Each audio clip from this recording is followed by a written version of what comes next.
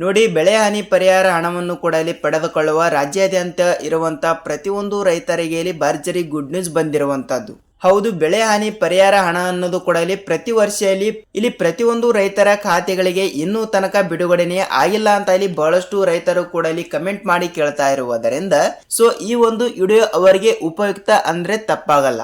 ಹೌದು, ಬೆಳೆ ಹಾನಿ ಪರಿಹಾರ ಹಣವನ್ನು ಕೂಡ ಇಲ್ಲಿ ಈಗಾಗಲೇ ಪ್ರತಿಯೊಂದು ರೈತರ ಖಾತೆಗಳಿಗೆ ಇನ್ನೂ ತನಕ ಪ್ರತಿಯೊಂದು ಎಕರೆಗೆ ಇಷ್ಟು ರೂಪಾಯಿ ಮತ್ತು ಪ್ರತಿಯೊಂದು ಹೆಕ್ಟರ್ಗೆ ಇಷ್ಟು ರೂಪಾಯಿ ಹಣ ಅಂತ ಇಲ್ಲಿ ಹಂತ ಹಂತಗಳಾಗಿ ಹಣವನ್ನು ಬಿಡುಗಡೆ ಮಾಡುವ ಮೂಲಕ ರಾಜ್ಯ ಸರ್ಕಾರದಿಂದ ಒಂದು ಮಾಹಿತಿ ಬಂದ ಪ್ರಕಾರ ಪ್ರತಿಯೊಂದು ಎಕರೆಗೆ ಇಂತಿಷ್ಟು ಹಣವನ್ನು ಕೂಡ ಇಲ್ಲಿ ಪ್ರತಿಯೊಬ್ಬರಿಗೂ ಕೂಡ ಇಲ್ಲಿ ಬಿಡುಗಡೆ ಆಗ್ತಾ ಇರುವಂತದ್ದು. ಸೊ ಈಗಾಗಲೇ ಕೇವಲ 12 ಜಿಲ್ಲೆಗಳು ಕೂಡ ಇಲ್ಲಿ ಮೊದಲನೇ ಪಟ್ಟಿಯಲ್ಲಿ ಇರುವ ಕಾರಣದಿಂದ ಈ 12 ಜಿಲ್ಲೆಯಲ್ಲಿ ಇರುವಂತಹ ಪ್ರತಿಯೊಂದು ರೈತರ ಖಾತೆಗಳಿಗೆ ಅವರವರ ಖಾತೆಗಳಿಗೆ ಇಲ್ಲಿ ಡಿಬಿಟಿ ಮುಖಾಂತರ ಇಲ್ಲಿ ಬೆಳೆ ಪರಿಹಾರ ಹಣವನ್ನು ಕೂಡ ಇಲ್ಲಿ ಪ್ರತಿ ವರ್ಷ ಇಲ್ಲಿ ಬಿಡುಗಡೆ ಆಗ್ತಾ ಇರುವಂತದ್ದು. ಸೊ ವೀಕ್ಷಕರೇ, ರೈತರಿಗಾಗಿ ಈ ಒಂದು ಮಾಹಿತಿ ತುಂಬಾ ಇಂಪಾರ್ಟೆಂಟ್ ಅಂದ್ರೆ ತಪ್ಪಾಗಲ್ಲ.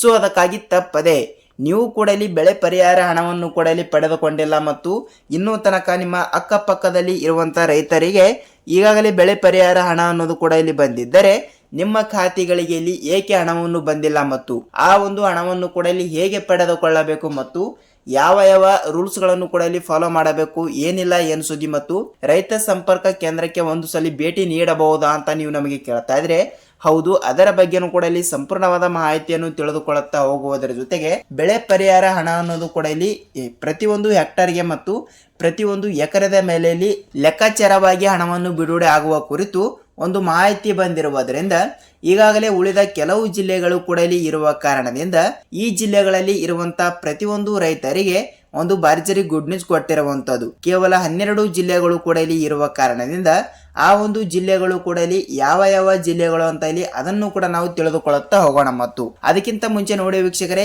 ಈ ಎಲ್ಲದರ ಮಾಹಿತಿಯನ್ನು ತಿಳಿದುಕೊಳ್ಳುತ್ತಾ ಹೋಗುವುದರ ಜೊತೆಗೆ ನೋಡಿ, ತಮ್ಮಲ್ಲಿ ಒಂದೇ ಒಂದು ರಿಕ್ವೆಸ್ಟ್ ಏನೆಂದರೆ, ಹೌದು, ನೀವೇನಾದ್ರೂ ಮೊದಲ ಬಾರಿಗೆ ನಮ್ಮ ಚಾನಲ್ಗೆ ಹೊಸಬರಾಗಿದ್ದರೆ ತಪ್ಪದೆ ನಮ್ಮ ಚಾನಲ್ಗೆ ದಯವಿಟ್ಟು ಸಬ್ಸ್ಕ್ರೈಬ್ ಮಾಡಿ ಮತ್ತು ಅಲ್ಲೇ ಪಕ್ಕದಲ್ಲಿರುವ ಬೆಲ್ ಐಕನ್ ಕೂಡ ನೀವು ಕ್ಲಿಕ್ ಮಾಡಬಹುದು. ಯಾಕೆಂದ್ರೆ ನಾವು ಪ್ರತಿಯೊಂದು ಹೊಸ ವಿಡಿಯೋನ ಬಿಟ್ಟಾಗ ನಿಮಗೆ ಇಲ್ಲಿ ಪಟ್ಟನೆ ನೋಟಿಫಿಕೇಶನ್ ಬರುತ್ತದೆ. ಸೊ ಅದಕ್ಕಾಗಿ ವಿಡಿಯೋನ ಇಷ್ಟವಾದರೆ ಮಾತ್ರ ಒಂದೇ ಒಂದು ಲೈಕ್ ಮಾಡುವುದರ ಜೊತೆಗೆ ನಿಮಗೆ ಇಲ್ಲಿ ಸಂಪೂರ್ಣವಾದ ಮಾಹಿತಿಯನ್ನು ನೀವು ತಿಳಿದುಕೊಳ್ಳುತ್ತಾ ಹೋಗಬಹುದು. ಹೌದು, ಸಂಪೂರ್ಣವಾದ ಮಾಹಿತಿಯನ್ನು ತಿಳಿದುಕೊಳ್ಳಬೇಕಾದ್ರೆ ಈ ಒಂದು ವಿಡಿಯೋನ ಎಲ್ಲಿ ಸ್ಕಿಪ್ ಮಾಡಿದೆ ಪೂರ್ತಿಯಾಗಿ ನೋಡಿ. ಯಾಕೆಂದರೆ ನೀವು ಅರ್ಧಂಬರ್ಧ ವಿಡಿಯೋನ ನೋಡೋದಾಗ್ಲಿ ಮತ್ತು ಸ್ಕಿಪ್ ಮಾಡಿ ವಿಡಿಯೋನ ನೋಡಿದರೆ ನಿಮಗೆ ಯಾವುದೇ ರೀತಿಯಾಗಿ ಕೂಡ ಮಾಹಿತಿ ಗೊತ್ತಾಗಲ್ಲ ಮತ್ತು ನಿಮಗೆ ಖಂಡಿತವಾಗಿಯೂ ಕೂಡ ಬೆಳೆ ಪರಿಹಾರ ಹಣವನ್ನು ಕೂಡ ಪಡೆದುಕೊಳ್ಳುವ ಇಚ್ಛೆ ಇದ್ದರೆ ಮಾತ್ರ ಸಂಪೂರ್ಣವಾದ ಮಾಹಿತಿಯನ್ನು ತಿಳಿದುಕೊಳ್ಳಬೇಕಾಗುತ್ತದೆ. ಹಾಗಿದ್ರೆ ಬನ್ನಿ ವೀಕ್ಷಕರೇ, ಈ ಎಲ್ಲದರ ಮಾಹಿತಿ ಏನು ಬಂದಿದೆ ಅಂತ ಈ ಒಂದು ವಿಡಿಯೋದಲ್ಲಿ ಪೂರ್ಣವಾದ ಮಾಹಿತಿಯನ್ನು ನಾವು ತಿಳಿದುಕೊಳ್ಳುತ್ತಾ ಹೋಗೋಣ. ನೋಡಿ, ರಾಜ್ಯದಲ್ಲಿ ಇರುವಂತಹ 30ರಿಂದ 31 ಜಿಲ್ಲೆಗಳು ಕೂಡ ಇಲ್ಲಿ ಇರುವ ಪ್ರಕಾರ ಈಗಾಗಲೇ ಕಳೆದ 1 ತಿಂಗಳಿನಿಂದ ಇಲ್ಲಿ ಹಂತ ಹಂತಗಳಾಗಿ ಬೆಳೆ ಪರಿಹಾರ ಹಣ ಅನ್ನೋದು ಕೂಡ ಇಲ್ಲಿ ಪ್ರತಿ ವರ್ಷ ಇಲ್ಲಿ ಬಿಡುಗಡೆ ಆಗ್ತಾ ಇರುವಂತದ್ದು. ಸೊ 2024-25ನೇ ಇಸವಿಯ ಮುಂಗಾರು ಹಂಗಾಮಿನಲ್ಲಿ ಬೆಳೆ ನಾಶವಾದ ಕಾರಣದಿಂದ ಈ ಬೆಳೆ ಪರಿಹಾರ ಹಣ ಅನ್ನೋದು ಕೂಡ ಇಲ್ಲಿ ಪ್ರತಿಯೊಂದು ರೈತರ ಖಾತೆಗಳಿಗೆ ಇಂತಿಷ್ಟು ರೂಪಾಯಿ ಹಣ ಅಂತ ಇಲ್ಲಿ ಪ್ರತಿಯೊಬ್ಬರಿಗೂ ಕೂಡ ಇಲ್ಲಿ ಬಿಡುಗಡೆ ಆಗ್ತಾ ಇರುವುದರಿಂದ ಇಲ್ಲಿ ನೋಡಿ, ಖಂಡಿತವಾಗಿಯೂ ಕೂಡ ಒಂದು ಹೆಕ್ಟರ್ಗೆ 30ರಿಂದ 35 ಸಾವಿರ ರೂಪಾಯಿ ಹಣವನ್ನು ಕೇವಲ ಪ್ರತಿಯೊಂದು ಹೆಕ್ಟರ್ಗೆ ಇಲ್ಲಿ ಬಿಡುಗಡೆ ಆಗ್ತಾ ಇರುವಂತದ್ದು.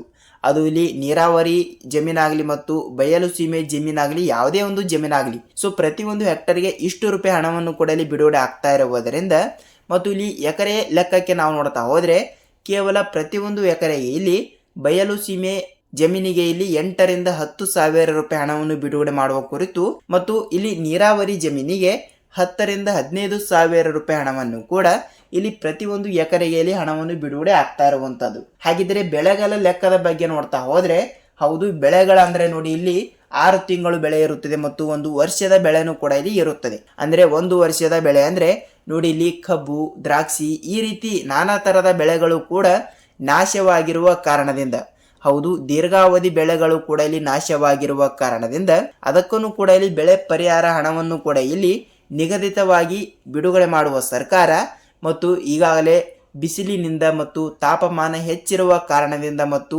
ನೀರಾವರಿ ನೀರು ಹೆಚ್ಚಾಗಿ ಬೆಳೆ ಹಾನಿಯಾಗಿರುವ ಕಾರಣದಿಂದ ಮತ್ತು ಈ ಒಂದು ಕಾರಣದಿಂದ ಬೆಳೆಗಳು ಕೂಡ ಅಲ್ಲಿ ನಾಶವಾಗಿರುವ ಕಾರಣದಿಂದ ಪ್ರತಿಯೊಂದು ಜಿಲ್ಲೆಗಳಲ್ಲಿ ಇರುವಂತಹ ಪ್ರತಿಯೊಂದು ರೈತರ ಖಾತೆಗಳಿಗೆ ಈಗಾಗಲೇ ಪ್ರತಿಯೊಂದು ಎಕರೆದ ಮೇಲೆ ಆಧಾರಿತವಾಗಿ ಮತ್ತು ಕೆಲವು ಜಿಲ್ಲೆಗಳಲ್ಲಿ ಪ್ರತಿಯೊಂದು ಹೆಕ್ಟರ್ಗೆ ಆಧಾರವಾಗಿ ಈಗಾಗಲೇ ಪ್ರತಿಯೊಬ್ಬರಿಗೂ ಕೂಡ ಇಲ್ಲಿ ಹಣವನ್ನು ಬಿಡುಗಡೆ ಮಾಡುವ ಕುರಿತು ಮತ್ತು ಈಗಾಗಲೇ ಕೆಲವು ಜಿಲ್ಲೆಯ ರೈತರ ಖಾತೆಗಳಿಗೆ ಪ್ರತಿಯೊಬ್ಬರಿಗೂ ಕೂಡ ಇಲ್ಲಿ ಹಣವನ್ನು ಬಿಡುಗಡೆ ಆಗಿರುವಂಥದ್ದು. ಸೊ ಇಲ್ಲಿ ಕೆಲವರಿಗೆ ಕೇವಲ 2,000 ರೂಪಾಯಿ ಹಣ ಬಂದಿದೆ ಮತ್ತು ನಮಗೆ 3,000 ರೂಪಾಯಿ ಹಣ ಬಂದಿದೆ ಅಂತ ಇಲ್ಲಿ ಕೇಳ್ತಾ ಇರ್ತೀರಿ.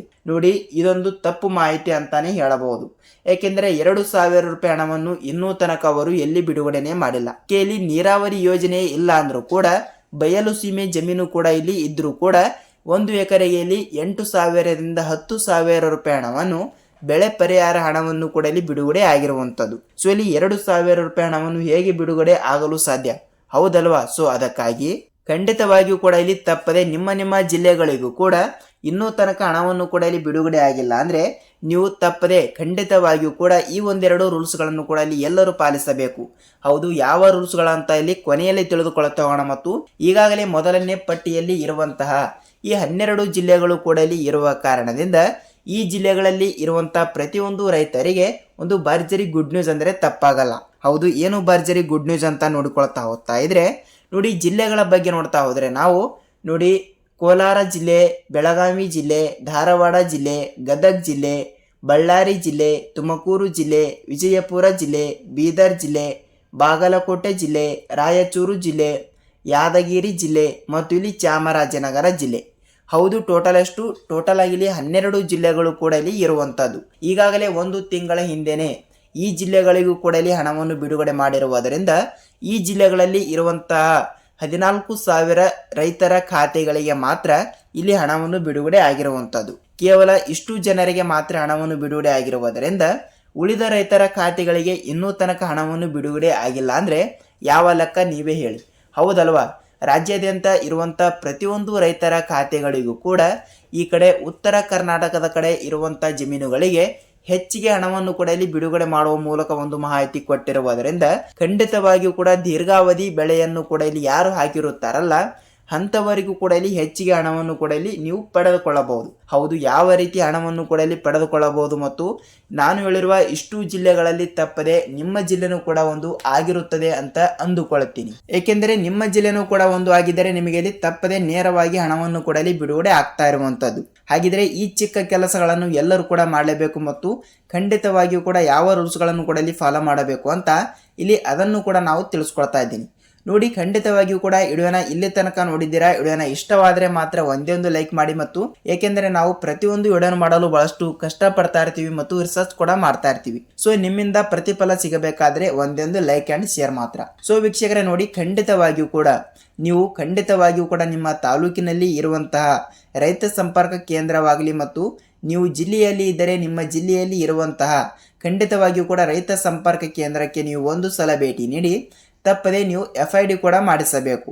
ಹೌದು, ನಾನು ಪ್ರತಿಯೊಂದು ವಿಡಿಯೋದಲ್ಲಿ ಕೂಡ ಹೇಳ್ತಾ ಇದ್ದೀನಿ. ಏಕೆಂದರೆ ಈಗಾಗಲೇ ಈ ಒಂದು ರೂಲ್ಸನ್ನು ಎಲ್ಲರೂ ಕೂಡ ಮಾಡಿಸಿದರೆ ಮಾತ್ರ FID ಅಂದರೆ ನೋಡಿ, ಈಗಾಗಲೇ ಇಲ್ಲಿ ನಿಮ್ಮ ಬ್ಯಾಂಕ್ ಪಾಸ್ಬುಕ್ ಜೆರಾಕ್ಸ್ ಮತ್ತು ನಿಮ್ಮ ಪಹಣಿ ಉತಾರಿ ಮತ್ತು ನಿಮ್ಮ ಆಧಾರ್ ಕಾರ್ಡ್ ಜೆರಾಕ್ಸ್ ಮತ್ತು ಆಧಾರ್ ಕಾರ್ಡ್ಗೆ ಲಿಂಕ್ ಇರುವಂಥ ಮೊಬೈಲ್ ನಂಬರನ್ನು ತೆಗೆದುಕೊಂಡು ತಪ್ಪದೆ ರೈತ ಸಂಪರ್ಕ ಕೇಂದ್ರಕ್ಕೆ ನೀವು ಒಂದು ಸಲ ಭೇಟಿ ನೀಡಿ FID ಮಾಡಿಸಿದರೆ ಮಾತ್ರ ತಪ್ಪದೆ ನೀವು ಬೆಳೆ ಪರಿಹಾರ ಹಣವನ್ನು ಕೂಡ ಇಲ್ಲಿ ಪ್ರತಿಯೊಬ್ಬರು ಕೂಡ ಇಲ್ಲಿ ಪಡೆದುಕೊಳ್ತಾ ಇರುವಂತದ್ದು. ಹೌದು, ಈ ಒಂದು ಕೆಲಸ ಕಡ್ಡಾಯ ಮತ್ತು ಅದೇ ರೀತಿಯಾಗಿಯೂ ಕೂಡ FID ಅಂತ ಮಾಡಿಸಿದ್ರಿ. ಸೊ ಅದೇ ರೀತಿಯಾಗಿಯೂ ಕೂಡ ನಿಮಗೆ ಹಣವನ್ನು ಕೂಡ ಇಲ್ಲಿ ಬರಬೇಕಾದರೆ ಈ ಒಂದು ಕಂಡೀಷನ್ ಎಲ್ಲರೂ ಕೂಡ ತಪ್ಪದೆ ಮಾಡಿಸಬೇಕು. ಹೌದು, ಯಾವ ಹಣ ಅಂತ ಇಲ್ಲಿ ಕೇಳ್ತಾ ಇದ್ರೆ ನೋಡಿ, ಖಂಡಿತವಾಗಿಯೂ ಕೂಡ ನೀವು NPCI ಮ್ಯಾಪಿಂಗ್ ಇರುವಂಥ ಬ್ಯಾಂಕಿಗೆ ನೀವು ಒಂದು ಸಲ ಭೇಟಿ ನೀಡಿ, ಅಂದರೆ ಸೀಡಿಂಗ್ ಇರುವಂಥ ಬ್ಯಾಂಕಿಗೆ ನೀವು ಮೊದಲು ಇಲ್ಲಿ ಯಾವ ಬ್ಯಾಂಕಿನಿಂದ ಹಣವನ್ನು ಪಡೆದುಕೊಳ್ಳುತ್ತೀರಲ್ಲ ಆ ಬ್ಯಾಂಕಿಗೆ ನೀವು ಒಂದು ಸಲ ಭೇಟಿ ನೀಡಿ ತಪ್ಪದೆ ಈ KYC ಪೂರ್ಣಗೊಳಿಸಬೇಕು. ಹೌದು, ಇದಂತೂ ಖಂಡಿತವಾಗಿಯೂ ಕೂಡ ಎಲ್ಲರೂ ಕೂಡ ಮಾಡಲೇಬೇಕು. ಇಲ್ಲಿ ಈ ಒಂದು ಯೋಜನೆ ಕಡೆಯಿಂದ ಅಷ್ಟೇ ಅಲ್ಲ, ಬೇರೆ ಬೇರೆ ನಾನಾ ತರಹದ ಯೋಜನೆಗಳಿಂದ ಕೂಡ ಹಣವನ್ನು ಕೂಡ ಇಲ್ಲಿ ಪಡೆದುಕೊಳ್ಳುವವರು ಈ ಒಂದು ಚಿಕ್ಕ ಕೆಲಸವನ್ನು ಕಡ್ಡಾಯವಾಗಿ ಮಾಡಿಸಲೇಬೇಕು. ಇಲ್ಲಿ ನೋಡಿ, NPCI ಮ್ಯಾಪಿಂಗ್ ಹೇಗೆ ಮಾಡಿಸಬೇಕು ಮತ್ತು ಸೀಡಿಂಗ್ ಅಂದ್ರೂ ಒಂದೇ ಮತ್ತು ಇಲ್ಲಿ ಈ KYC ಅಂದ್ರೂ ಒಂದೇ. ಸೊ ಖಂಡಿತವಾಗಿಯೂ ಕೂಡ ನಿಮ್ಮ ಬ್ಯಾಂಕಿಗೆ ನೀವು ನಿಮ್ಮ ಆಧಾರ್ ಕಾರ್ಡ್ ಆ್ಯಂಡ್ ಇಲ್ಲಿ ಪಾಸ್ಬುಕ್ ಅನ್ನು ತೆಗೆದುಕೊಂಡು ತಪ್ಪದೆ ಈ KYC ಪೂರ್ಣಗೊಳಿಸಿದ ನಂತರ ನಿಮ್ಮ ಪಾಸ್ಬುಕ್ಕಲ್ಲಿ ಏನಿಲ್ಲ ಅಂದ್ರೂ ಇಲ್ಲಿ ಮಿನಿಮಮ್ ಆಗಿ 2ರಿಂದ 3,000 ರೂಪಾಯಿ ಹಣವನ್ನು ನೀವು ಡಿಪಾಸಿಟ್ ಮಾಡಿರಲೇಬೇಕು. ಏಕೆಂದರೆ ಮಿನಿಮಮ್ ಬ್ಯಾಲೆನ್ಸ್ ಅಷ್ಟು ಇಟ್ಟಿದ್ದರೆ ಮಾತ್ರ ನಿಮ್ಮ ಖಾತೆಯಲ್ಲಿ ಚಾಲ್ತಿಯಾಗಿ ಇರುತ್ತದೆ. ಸೊ ಆ ಒಂದು ಕಾರಣದಿಂದ ನಿಮಗೆ ಇಲ್ಲಿ ಯಾವುದೇ ಒಂದು ತೊಂದರೆ ಇಲ್ಲದೆ ಕೂಡ ನೇರವಾಗಿ ರಾಜ್ಯ ಸರ್ಕಾರದಿಂದ ಇಲ್ಲಿ ಬೆಳೆ ಹಾನಿ ಪರಿಹಾರ ಹಣವನ್ನು ಕೂಡ ಇಲ್ಲಿ ನಿಗದಿತವಾಗಿ ಜಿಲ್ಲೆಗಳ ಬಗ್ಗೆ ಮಾಹಿತಿ ಕೊಟ್ಟಿರೋ ಪ್ರಕಾರ ಈ ಜಿಲ್ಲೆಗಳಿಗೆ ಇಲ್ಲಿ ತಪ್ಪದೆ ಎಲ್ಲ ಜಿಲ್ಲೆಗಳು ಕೂಡ ಇಲ್ಲಿ ಕನ್ಸಿಡರ್ ಆಗ್ತಾ ಇರುವುದರಿಂದ ತಪ್ಪದೆ ನಿಮ್ಮ ಖಾತೆಗಳಿಗೂ ಕೂಡ ಇಲ್ಲಿ ಹಣವನ್ನು ಬಿಡುಗಡೆ ಆಗ್ತಾ ಇರುವಂಥದ್ದು. ಖಂಡಿತವಾಗಿಯೂ ಕೂಡ ಈ ಸಣ್ಣ ಪುಟ್ಟ ಕೆಲಸಗಳನ್ನು ಎಲ್ಲರೂ ಕೂಡ ಮಾಡಿ ನೇರವಾಗಿ ಬೆಳೆ ಪರಿಹಾರ ಹಣವನ್ನು ಕೂಡ ನೀವು ತಪ್ಪದೆ ಪಡೆದುಕೊಳ್ಳುತ್ತಾ ಹೋಗಬಹುದು. ಹೌದು, ಎಲ್ಲರಿಗೂ ಕೂಡ ಈ ಒಂದು ಮಾಹಿತಿ ತಿಳಿದಿದ್ದರೆ ನಿಮ್ಮ ಜಿಲ್ಲೆನೂ ಕೂಡ ಯಾವುದು ಅಂತ ನೀವು ನಮಗೆ ತಪ್ಪದೆ ತಿಳಿಸಬೇಕು.